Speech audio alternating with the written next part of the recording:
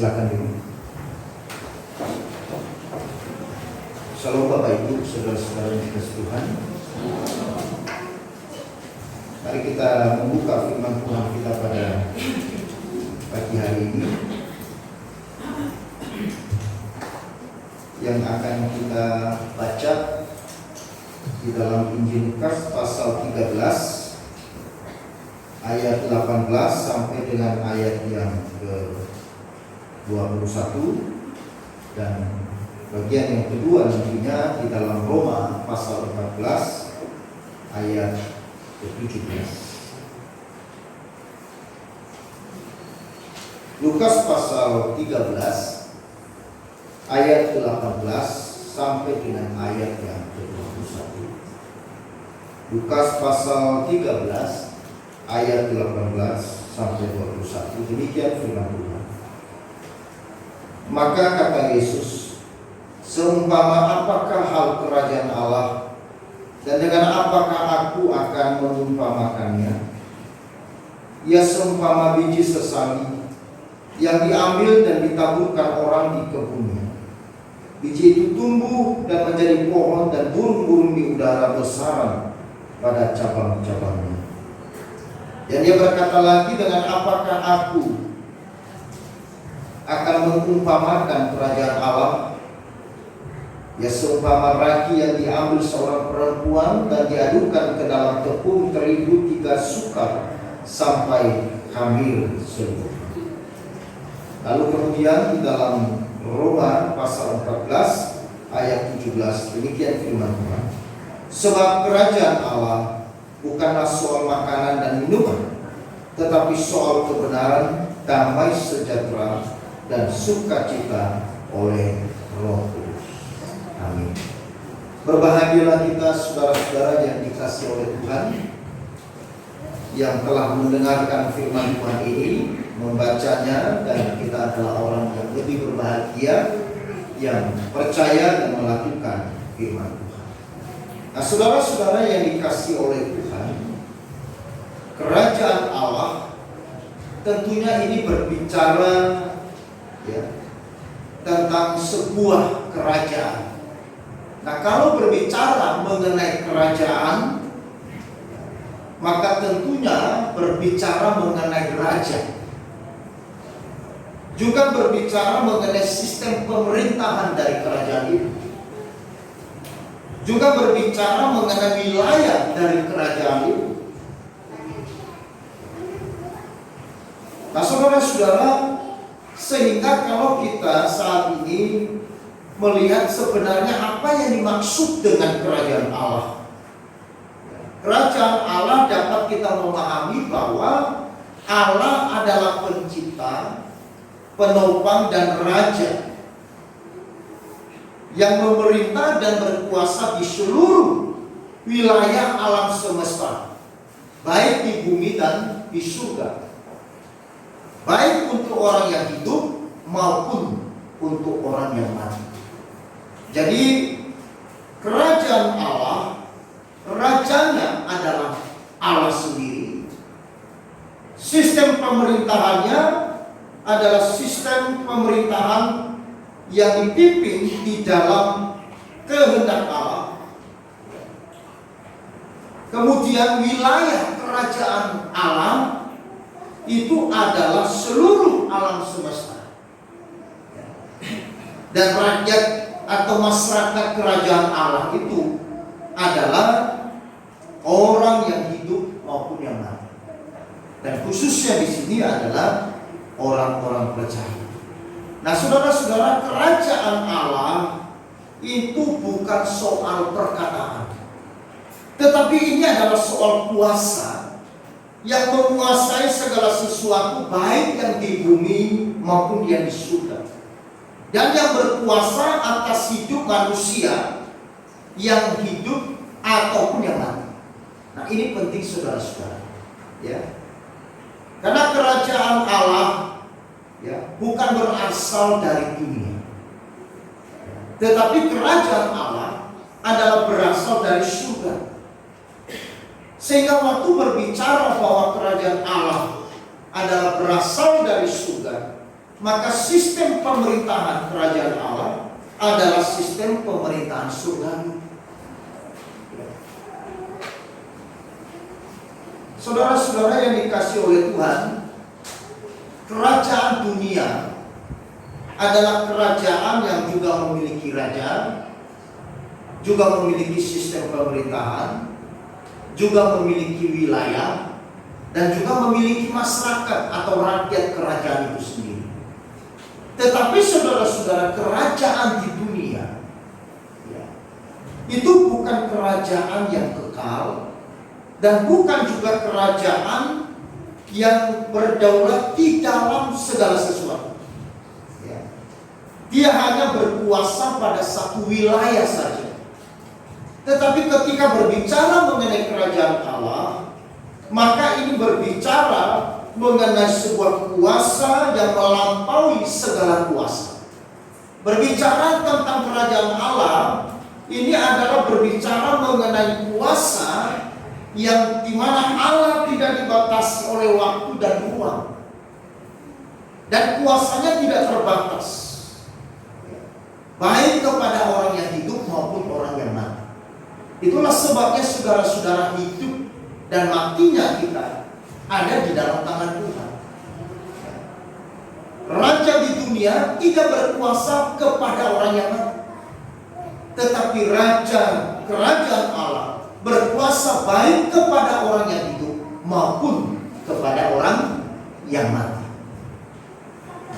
Nah, saudara-saudaraku yang kekasih dalam Tuhan, maka tentang kerajaan Allah ini, Yesus mengajarkan waktu itu kepada mereka yang menunjukkan mengenai sebuah pertumbuhan fenomenal dari kerajaan surga itu. Perumpamaan tentang biji sesawi menggambarkan tentang pertumbuhan secara ekstensif, secara meluas dan membesar. Tetapi juga saudara-saudara, dia memberikan perumpamaan mengenai ragi yang menjelaskan pertumbuhan secara intensif. Nah, kerajaan Allah digambarkan oleh Yesus seumpama biji sesawi. Ini menandakan bahwa kerajaan Allah itu dimulai dari hari yang kecil, dari biji yang kecil. Bagi orang Israel, saudara-saudara, perumpamaan tentang biji sesawi ini adalah perumpamaan yang sangat familiar, karena mereka mengerti betul tentang yang dimaksud dengan biji sesawi. Ini menunjukkan sesuatu benih yang paling kecil. Tetapi benih yang paling kecil itu, yang mungkin tersembunyi, yang tidak kelihatan, tetapi memberi dampak yang besar dan memiliki pergerakan yang begitu luar biasa, sehingga saudara-saudara, dia akan menjadi besar dan kemudian burung akan bersarang di atas. Itu artinya bahwa kerajaan Allah adalah kerajaan yang bisa dinikmati oleh semua orang, dinikmati oleh siapapun. Kerajaan Allah adalah sesuatu yang memberi dampak besar di dalam kehidupan manusia dan sekitarnya. Maka hadirnya kerajaan Allah di dalam suatu tempat, bahkan di dalam hidup seseorang, itu menandakan terjadinya sesuatu yang bergerak dengan cepat, yang kemudian berdampak besar dan luas bagi orang yang lain. Lalu kemudian dia menggambarkan kerajaan Allah dengan perumpamaan yang kedua, yaitu mengenai perempuan mengambil ragi dan mengkhamirkannya dengan 3 sukat tepung. Nah, di sini Yesus mengajarkan bahwa kerajaan Allah menyatakan kekuasaan dan kehadirannya di dunia, walaupun dengan cara tersembunyi, namun berdampak besar bagi seluruh alam semesta dan dunia. Jadi kedua perumpamaan ini menggambarkan bagaimana kerajaan Allah itu berdampak, baik terlihat seperti biji sesawi maupun tidak terlihat seperti ragi yang tercampur di dalam adonan. Nah, saudara-saudara yang dikasih oleh Tuhan, maka kerajaan Allah adalah sesuatu yang bisa dirasakan meskipun tidak terlihat. Kerajaan Allah adalah sesuatu yang real. Kerajaan Allah adalah sesuatu yang bisa berdampak dan yang begitu berpengaruh di dalam hidup seseorang maupun kepada orang yang lain. Nah, Yesus menyampaikan perumpamaan ini, saudara-saudara, setelah dia menyembuhkan seorang perempuan yang sudah 18 tahun dirasuk oleh setan. Dan pada saat itu Yesus menyembuhkan pada hari Sabat. Maka waktu Yesus menyembuhkan orang yang kerasukan setan pada hari Sabat, maka ini menuai protes dari orang-orang Farisi. Kenapa dia menyembuhkan orang pada hari Sabat? Kenapa dia melakukan itu? Nah, itulah sebabnya muncul perumpamaan ini di dalam ayat 18 ya, sampai 21. Karena di dalam ayat 10 sampai ayat 17, maka ada satu peristiwa yang terjadi di dalam bait Allah dan sekitarnya, yaitu di mana Yesus menyembuhkan seorang perempuan yang 18 tahun dirasuk oleh roh jahat. Dan Yesus menyembuhkan tepat pada hari Sabat. Nah, itu sebabnya saudara-saudara, dia mau menyampaikan kepada para orang-orang Farisi yang kelihatannya ya, mereka adalah orang-orang yang rohani. Mereka kelihatannya adalah orang-orang yang beragama, orang yang religius. Tetapi Yesus melihat sebuah dampak yang tidak ada. Saudara perhatikan di sini. Kekristenan adalah sesuatu yang bisa berdampak. Kekristenan itu adalah sesuatu yang bisa berpengaruh. Bukan hanya sebuah agama, bukan hanya sebuah religius. Mungkin ada orang yang kelihatan religius, kelihatan rohani, tetapi tidak memberi dampak, tidak memberikan faedah bagi dirinya maupun bagi orang lain, atau bagi di sekitarnya dia. Nah, apakah itu kerajaan Allah? Karena kehadiran kerajaan Allah di suatu tempat dan kehadirannya di dalam hidup seseorang, itu sudah pasti akan memberikan dampak.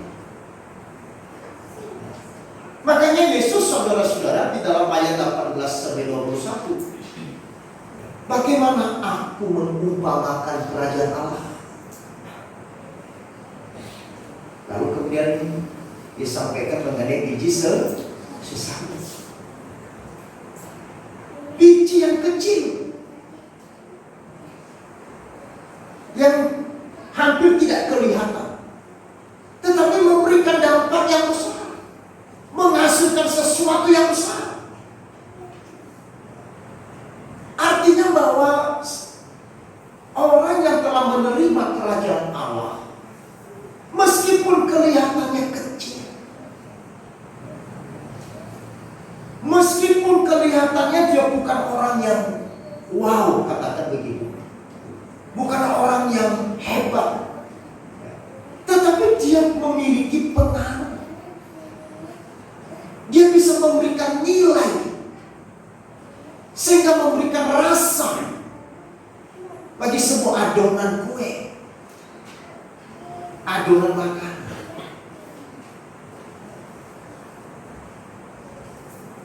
Yesus juga pernah berkata, hendaklah kamu menjadi garam dan terang dunia. Ini pun juga berbicara mengenai sebuah fungsi dan pengaruh dari seorang orang percaya. Maka kehadiran gereja, kehadiran orang percaya dimanapun, harus memberikan rasa, memberikan dampak, memberikan warna yang berbeda. sesuatu yang bisa dinikmati oleh orang yang lain. Saudara-saudara yang dikasihi oleh Tuhan, ada sebuah kisah seorang yang bernama John Rockefeller. Dia seorang yang pernah disebut sebagai orang terkaya di dunia. Pada usia 25 tahun, saudara, si John Rockefeller yang mengendalikan salah satu kilang minyak terbesar di Amerika Serikat. Umur 25 tahun. Pada usia 31 tahun, ia telah menjadi penyuling minyak terbesar di Amerika Serikat. Pada usia 50 tahun, ia adalah orang terkaya di Amerika dan orang terkaya pertama di dunia. Namun saudara-saudara, pada usia 53 tahun, ia jatuh sakit, sehingga seluruh tubuhnya menjadi tersiksa oleh rasa sakit, dan dia kehilangan semua rambutnya. John Rockefeller yang bisa membeli apapun yang dia mau, yang dia inginkan, tetapi dia hanya bisa mencerna sup dan biskuit saja. Dia tidak bisa tidur. Dia juga tidak bisa tersenyum. Dan tidak ada sesuatu lagi di dalam hidup John Rockefeller yang berarti bagi dia.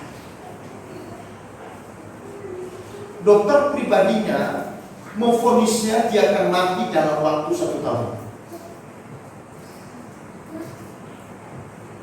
Maka 1 tahun itu adalah 1 tahun yang begitu gelap bagi seorang John Rockefeller. Hari-harinya terasa begitu lama sekali dan menyeramkan sekali bagi dia. Artinya bahwa dia sedang mendekati pada kematian. Tapi pada suatu pagi, saudara, John Rockefeller terbangun dari tidur. Dalam kesadaran yang sama-sama, ia tidak dapat membawa, dia melihat bahwa ia tidak dapat membawa kekayaan yang dia punya.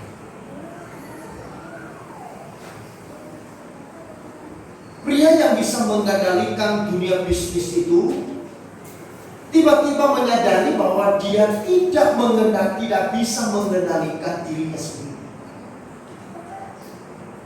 Dia bisa mengendalikan perusahaan yang begitu besar,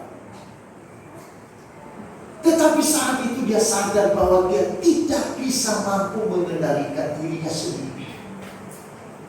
Dan kekayaan yang dia punyai sebagai orang terkaya di dunia saat itu dia sadar bahwa kalau dia akan masuk ke dunia berikutnya setelah kematian, dia pun baru sadar sendiri, dia tidak akan membawa apa-apa di dalam.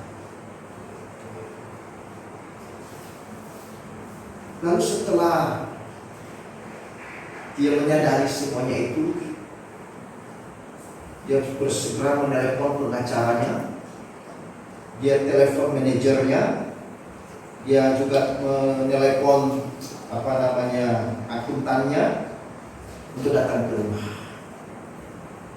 Pengacara, akuntan dan manajernya datang. Ada apa? Dia katakan, saya mau mengumumkan sesuatu yang penting dalam hidup saya, bahwa mulai saat ini saya akan mengalihkan seluruh aset saya kepada sebuah yayasan, ke rumah sakit, ke lembaga penelitian, kepada yayasan-yayasan misi, kepada gereja Tuhan. Sekalipun waktu itu dia belum mengenal Tuhan.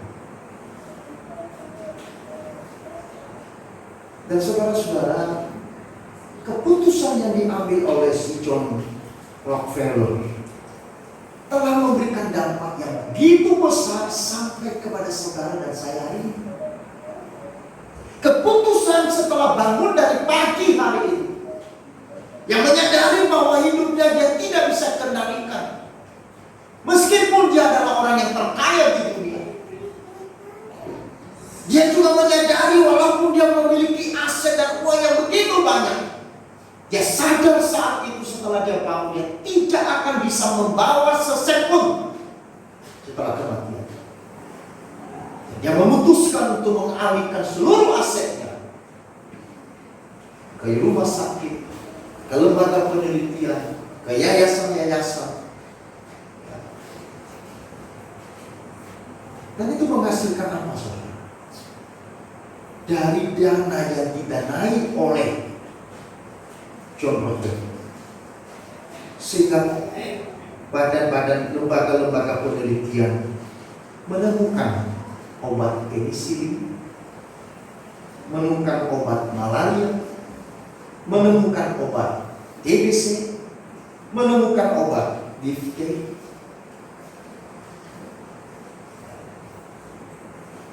Maka kalau sekarang saudara-saudara dunia tidak perlu takut dengan TBC karena ada obat. Ingat, ada orang yang disadarkan oleh Tuhan dari tempat tidurnya pagi-pagi dia bangun untuk mengalihkan seluruh asetnya kepada penemuan penisilin, penemuan obat TBC, penemuan kepada obat malaria. Pada saat itu. Dan yang menarik saudara-saudara, setelah itu dia membuat keputusan yang begitu luar biasa dalam hidupnya. Keputusan bukan hanya mengenai aset dan kekayaan, tapi ada satu keputusan yang penting dalam hidupnya, yaitu keputusan untuk hidup kekalnya dia. Bagaimana keputusannya?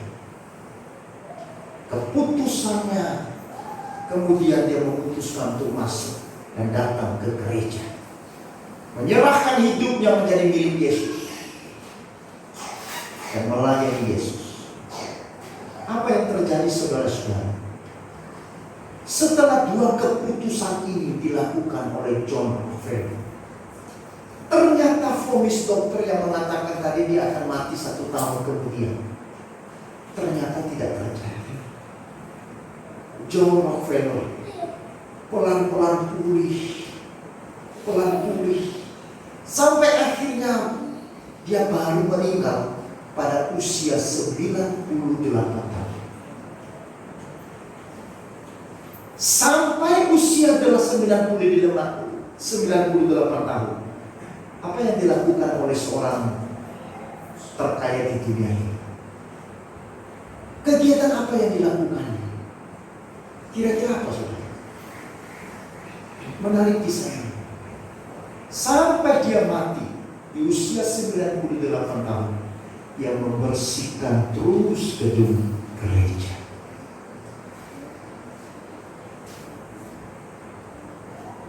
Lalu, kenapa dia harus membersihkan gedung gereja? Bukankah uangnya bisa membayar kostor yang lebih banyak?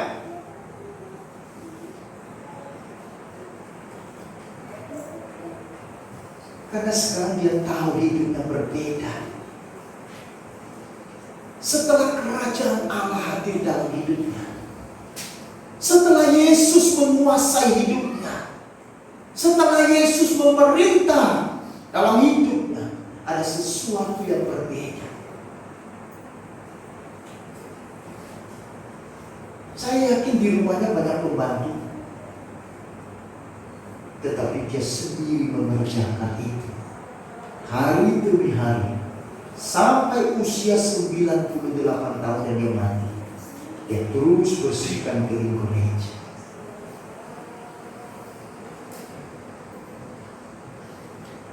Saudara-saudara yang dikasihi oleh Tuhan, sebelum dia meninggal, dia menuliskan sebuah tulisan di perusahaan susunan yang terbesar. Apa tulisannya? Tulisannya begini: saya diajari untuk bekerja dan juga bermain. Hidup saya telah menjadi hiburan yang panjang dan bahagia, penuh kerja dan penuh permainan. Saya menghilangkan kekhawatiran di jalan, dan Tuhan Yesus baik padaku setiap hari. Tulisan ini ditempel di perusahaan susu sebelum dia meninggal. Apa artinya, saudara? Bahwa kerajaan Allah ini bukan berbicara soal perkataan, tetapi kerajaan Allah berbicara soal kuasa yang menghidupkan. Amin.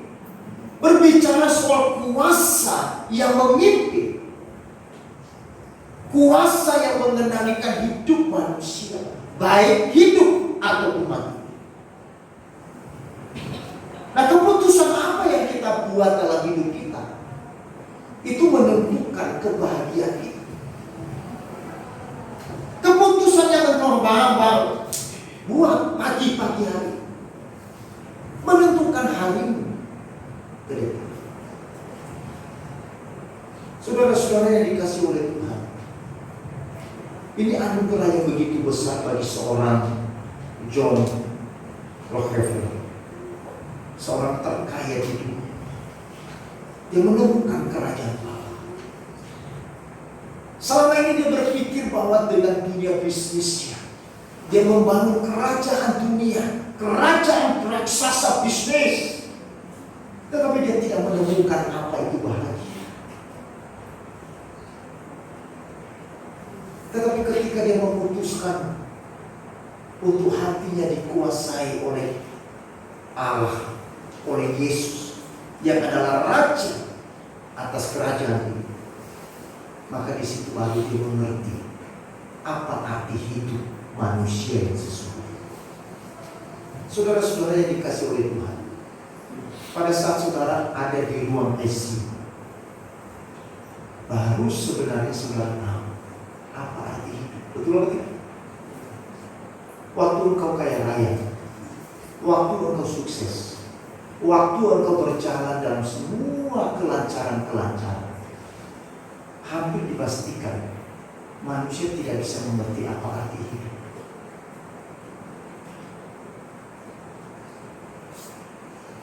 Saudara, jadi kalau John Rockefeller memberikan kesaksian yang hidup, kesaksian yang nyata, ini adalah sesuatu yang luar biasa. Tidak mudah, saudara, memberikan seluruh asetnya kepada hal itu. Itulah kerajaan Allah. Kerajaan Allah adalah kekuasaan Allah yang mengatur hidup kita. Saya ulangi, kerajaan Allah adalah kekuasaan Allah yang mengatur hidup kita.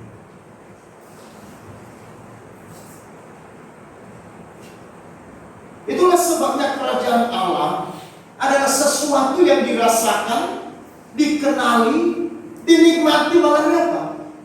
Melalui gerejanya, melalui orang-orang percaya. Gereja atau orang percaya adalah saksi dari kerajaan Allah. John Rockefeller, dia adalah saksi dari kerajaan Allah. Saudara dan saya adalah saksi dari kerajaan Allah, yang bisa dilihat, yang bisa dirasakan oleh dunia, yang memberikan dampak dan pengaruh bagi sekitar, dan mengubah hidup kita. Maka orang yang pertama sekali merasakan kerajaan Allah adalah diri kita sendiri. Pertanyaannya adalah, apakah saudara sudah merasakan indahnya kerajaan Allah? Kalau saudara belum merasakan kerajaan Allah, itu arti kerajaan Allah belum. Maka apa yang dilakukan? Mengundang kerajaan Allah hadir menguasai seluruh hidup kita. Sehingga hidup kita menjadi sesuatu yang berubah. Ada sesuatu yang berbeda.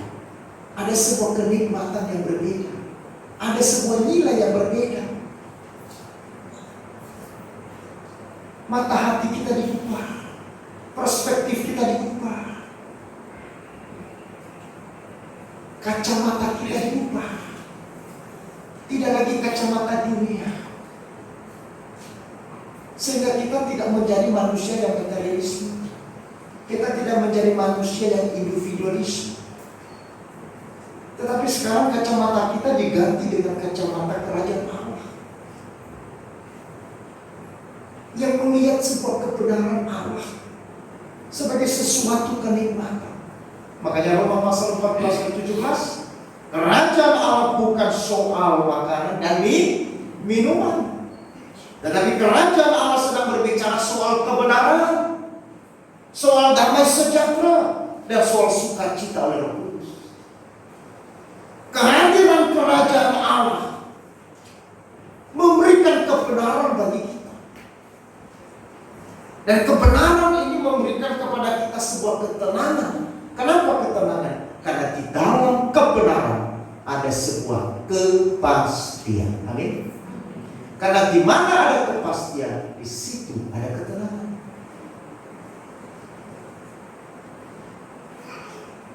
Yesus katakan, akulah jalan, kebenaran, dan hidup.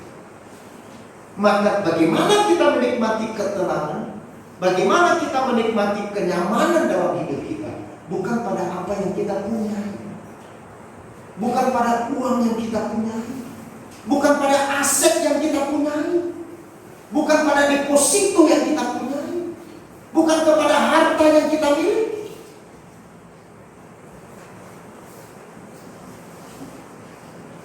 Tetapi ketenangan dan kenyamanan hidup kita, kebahagiaan dari hidup kita terletak ketika kerajaan Allah hadir menguasai hidup kita. Itulah sebabnya terus kita belajar dalam kebenaran.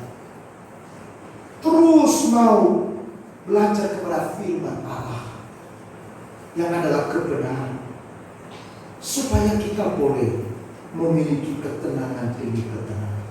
Kenapa kita harus memiliki ketenangan? Karena dunia ini hidup pikuk dengan masalah. Karena dunia yang kita ada ini adalah dunia yang penuh dengan gejolak, penuh dengan problem, penuh dengan cerita-cerita, penuh dengan segala macam hal yang membuat kita bisa pusing, membuat kita stres, membuat kita galau, membuat kita menjadi depresi dan sebagainya. Makanya firman Tuhan berkata bahwa hanya di dalam iman kita menemukan kekuatan dan ketenangan. Nah, saudara-saudara yang dikasihi oleh Tuhan,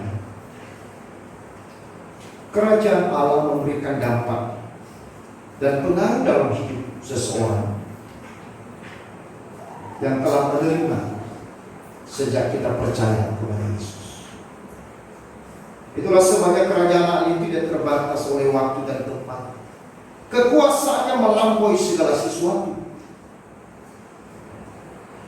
Dan kerajaan Allah adalah secara universal dan kekal. Dia hadir di dalam kehidupan semua manusia yang mau menerima. Lalu apa hubungan kerajaan Allah dengan hidup kita? Hubungannya begini.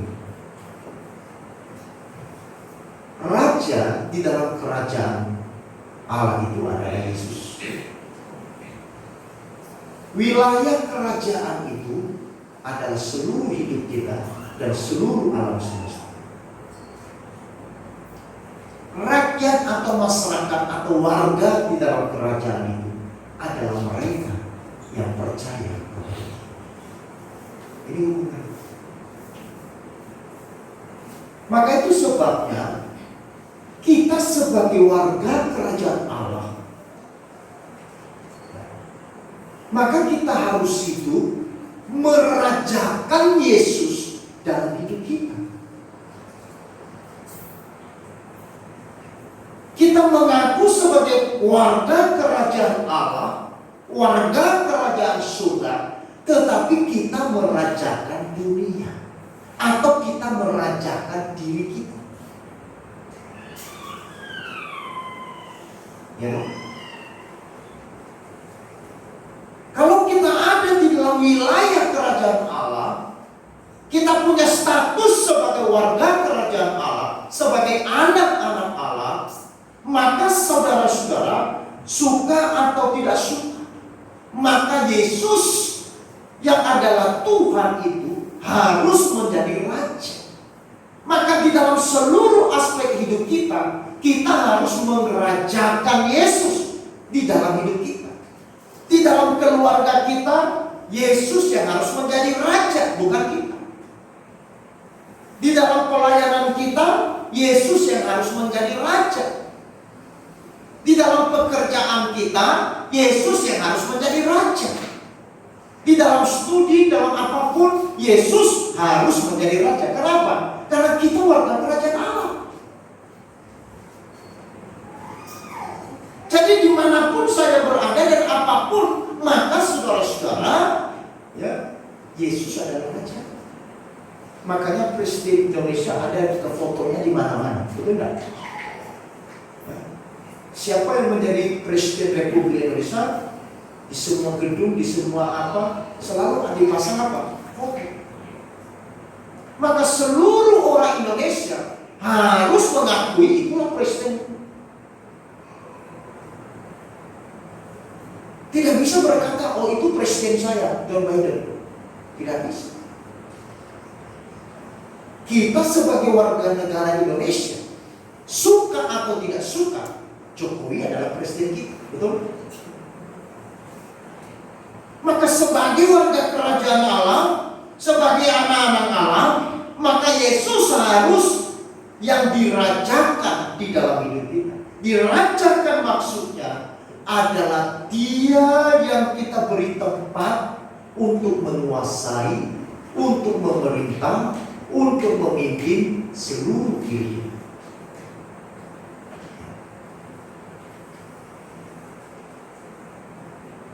Dan kita harus rela untuk meletakkan diri kita turun dari tahta kehidupan kita. Akunya harus turun. Yesusnya harus naik berkata, memberikan keleluasaan dalam hidup kita untuk menjadi raja yang mengatur hidup kita. Sehingga apa? Sehingga hidup kita akan dipenuhi dengan apa? Dengan kebenaran, damai sejahtera, dan sukacita. Jadi bagaimana seseorang bisa menikmati kebenaran, menikmati damai sejahtera, menikmati sukacita? Maka dia harus terlebih dahulu merajakan Yesus yang adalah raja kerajaan itu. Bukan yang sekedar kita ingin damai, saya ingin sukacita, tetapi saya tidak memberikan Yesus tempat, ruang dalam hidup saya sebagai raja. Nah, kapan damainya ada? Kapan sukacitanya hadir? Kapan kebenaran menguasai kita? Tidak mungkin. Jadi kebenaran itu akan bekerja, kebenaran itu akan memenuhi kita, damai sejahtera itu akan menguasai hidup kita, sukacita itu akan memenuhi hidup kita ketika Yesus sudah menjadi raja. Karena sistem pemerintahan daripada Kristus adalah sistem pemerintahan di dalam kebenaran, dalam damai sejahtera dan sukacita. Sehingga seluruh warga kerajaan Allah ada di dalam sukacita, ada di dalam damai sejahtera, ada di dalam kebenaran.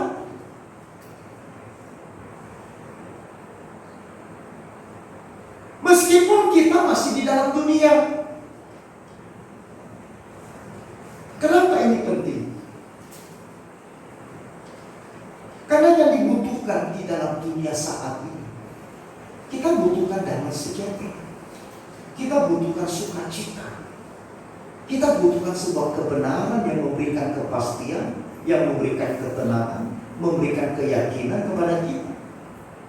Sehingga kita tahu bahwa kalau kita akan berpindah ke dunia yang lain, menuju setelah kematian, kita tahu kemana.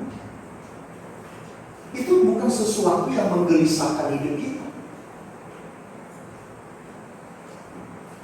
Kalau kita tidak tahu hendak kemana setelah kematian, itu yang menggelisahkan kita. Nah, kalau itu menggelisahkan kita, berarti kita belum ada di dalam kebenaran, belum memiliki kebenaran. Itulah sebabnya Yesus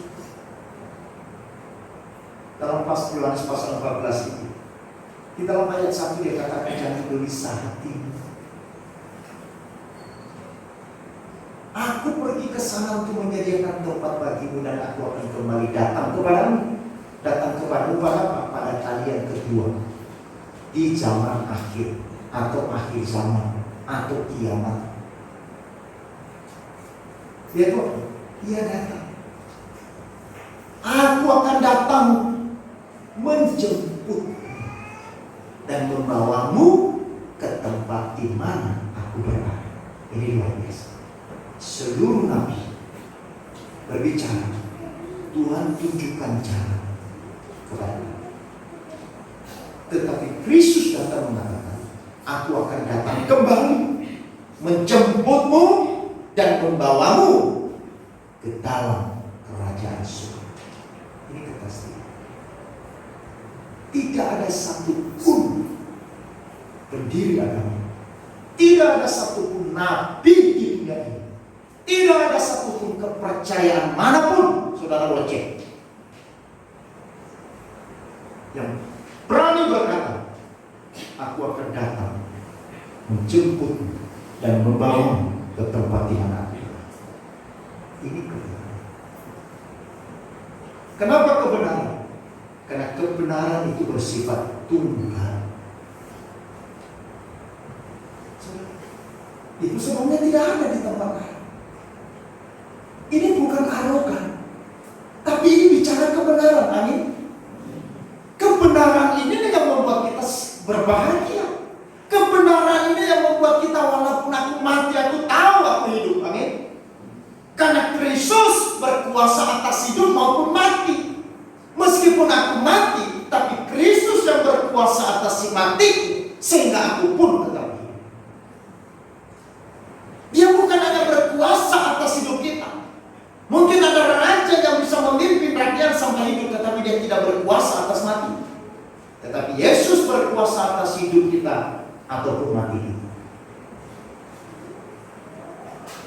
Saudara-saudara yang dikasihi oleh Tuhan, bukankah ini sebuah kebenaran? Ini adalah sebuah kepastian. Dan Yesus sendiri berkata demikian. Aku akan datang kembali, dan aku akan datang sebagai hakim bagi dunia, hakim bagi seluruh alam semesta, yang mengadili seluruh manusia, bukan hanya warga kerajaan Allah. Karena wilayah kekuasaan kerajaan Allah meliputi bumi dan surga, meliputi seluruh alam semesta. Dia adalah hakim di dalam. Nah, oleh karena itu, saudara-saudaraku yang terkasih dalam Tuhan,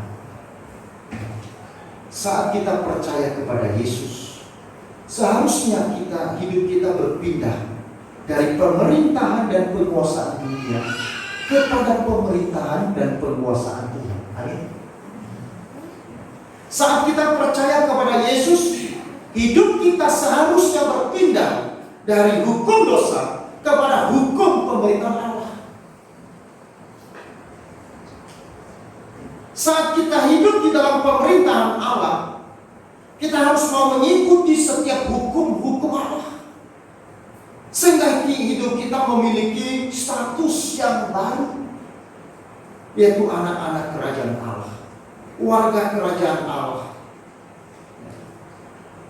yang hidupnya dikuasai oleh kebenaran, oleh damai sejahtera, dan oleh sukacita dari Roh. dan segala berkat-berkat kerajaan Allah. Oleh karena itu, saudara-saudara, mari kita membangun hubungan kita dengan Tuhan yang adalah Raja dalam kerajaan Allah. Kita harus berpindah dari pemerintahan dan penguasaan dunia kepada pemerintahan dan penguasaan. Kalau selama ini kita terus dikuasai oleh diri kita, diperintah oleh diri kita, maka harus kita berpindah untuk hidup di bawah pemerintahan dan penguasaan dari Kristus. Kalau selama ini kita hidup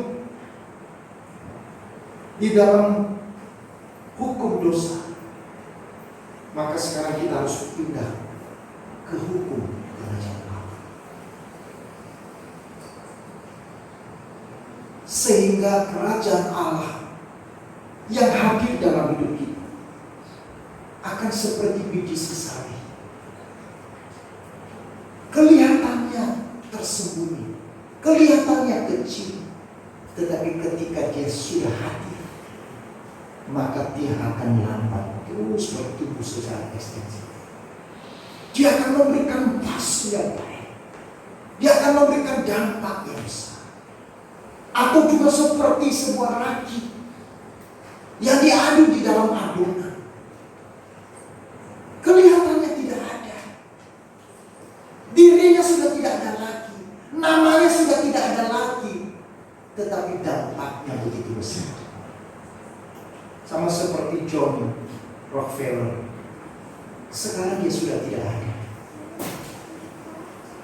Tetapi dampak dari kerajaan Allah yang dia sudah terima, dan kerajaan Allah yang menguasai hidupnya, memerintah hidupnya, telah memberikan dampak bagi seluruh manusia sampai hari ini. Betul? Sehingga sekarang kita tahu apa itu obat malaria. Kita tahu apa itu obat penisilin. Kita sudah tidak takut lagi dengan TBC.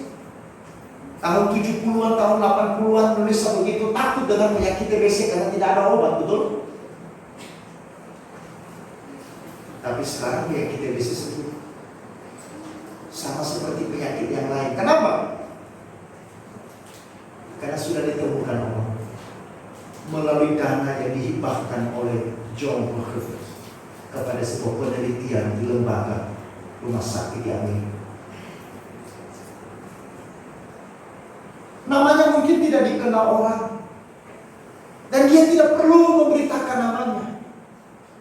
Dia seperti ragi yang tersembunyi, tetapi memberikan kuasa yang besar. Ketika kerajaan Allah hadir dalam hidup kita, kuasa Tuhan itu tidak terlihat, tetapi kuasa itu begitu besar sehingga kita mampu melewati pergumulan-pergumulan hidup. Amin. Bukankah kuasa Tuhan itu adalah kuasa dari kerajaan Allah? Sehingga saudara dan saya bisa menghadapi persoalan, menghadapi pergumulan, menghadapi setiap duka cita, menghadapi setiap kehilangan, menghadapi setiap tantangan yang kita hadapi. Dan kita tetap masih di dalam iman kepada Tuhan. Itu karena kuasa kerajaan Allah. Oleh karena itu biarlah kerajaan Allah itu seperti biji sesawi yang bertumbuh secara ekstensif, bertumbuh secara intensif di dalam hidup kita. Jangan biarkan dia terkubur. Jangan diamkan dia. Tapi biarkan benih itu akan terus bertumbuh. Lakukanlah apa yang dapat engkau lakukan hari ini. Kerjakanlah apa yang kau bisa kerjakan hari ini. Tidak peduli orang di sekitarmu di kanan kiri. Jangan terpengaruh dengan orang. Jangan engkau menjadi lemah dari perkataan orang. Karena kalau kita mengikuti perkataan Kita akan bulan-bulanan orang. Akhirnya kita tidak bisa kuat.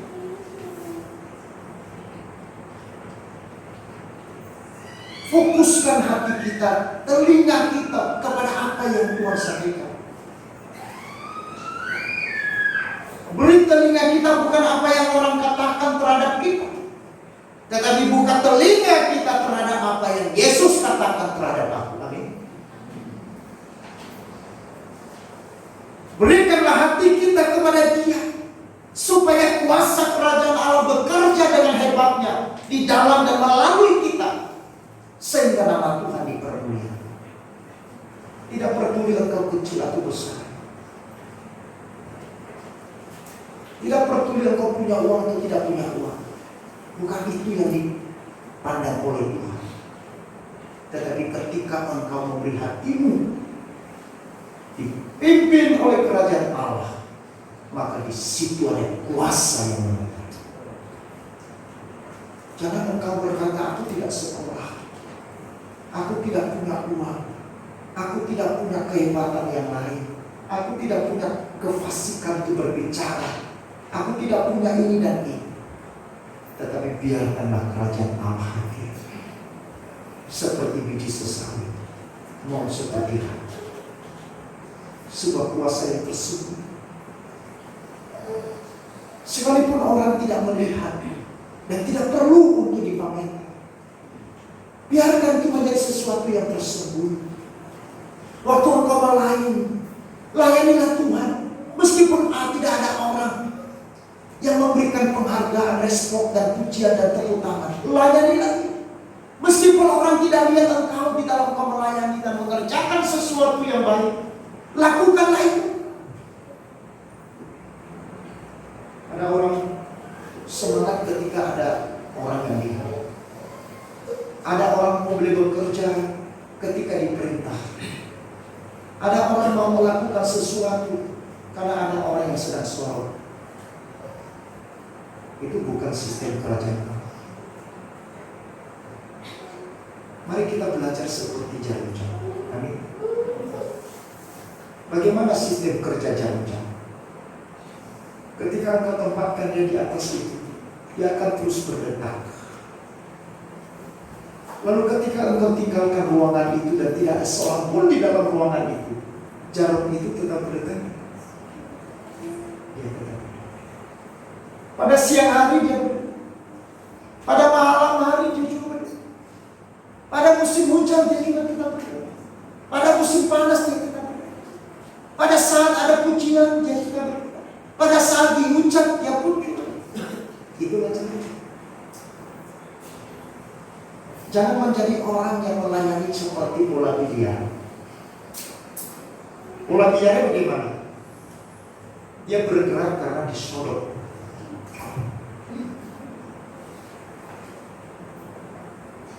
Apa dia cari jalan lagi? Enggak. Cari lagi sodok. Tidak. Itu bukan sistem kerajaan. Kerajaan Allah dia akan bergerak sendiri di dalam diri kita. Amin. Seperti sebuah laki memberikan adonan sehingga menghasilkan masakan kue yang enak.